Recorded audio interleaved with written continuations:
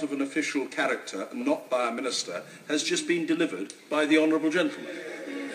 And the clerk will now proceed to read the orders of the day. Finance number 2 bill, clauses 1, 3, 16, 183, 184 and 200 to 212, schedules 3 and 41 and certain new clauses and new schedules committee. Now. Order. Order.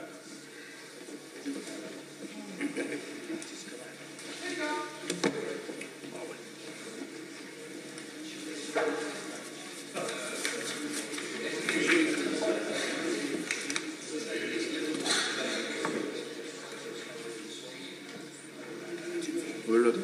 Please say order and get jumped up. Order! Finance number 2 bill, clauses 1, 3, 16, 183, 184 and 200 to 212, schedules 3 and 41 and certain new clauses and new schedules committee. We begin with new clause 1, with which it will be convenient to consider new clause 5. Christopher Leslie to move. Thank you very much, Mr. Deputy Speaker. This first group of new clauses and amendments in this year's finance bill relate broadly to issues of housing policy. Sadly, new clause 6 on the order paper, which urged the Chancellor to focus on the availability of affordable housing, particularly in the wake of their bedroom tax, has not been selected for debate in this particular group. But my honourable friends will be delighted to know that new clause 5 seeks the support of Parliament for a review of a mansion tax on properties worth over £2 million and the earmarking of revenues for a tax cut for low and middle income households. I'll give way to my honourable friend.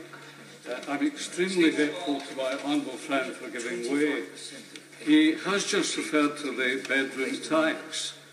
Now, all of us now know that this has huge implications for the future finance of our country. Does he think these are reflected in the bill?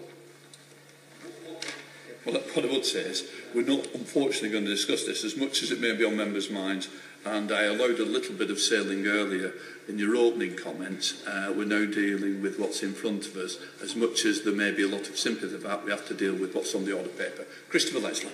Well, indeed, of course, Mr. Deputy Speaker, or Mr. Chairman, for the purposes of this committee, you are entirely correct. We're debating new clause 1 and new clause 5. However, new clause 1 does talk about the approach being taken by the government to the housing market more broadly, and within the context of taxpayer support for the housing market, it would be remiss of any honourable member not to recognise the volatility that is being created by consequential changes in other parts and other fields of departmental policy, particularly the Department for Work and Pensions, as it affects the availability of housing supply. After all, in most of our constituencies, particularly the least well-off constituencies across the country, there is a sense of foreboding that potential displacement of many of our constituents who are being told that they should be looking for other housing market options, when in fact it's quite clear that for 9 out of 10 of them there are no suitable social housing options that could fit their circumstances. So you're completely correct, Mr. Chairman, in regard of the particular nature of new clause 1. Yes, of course.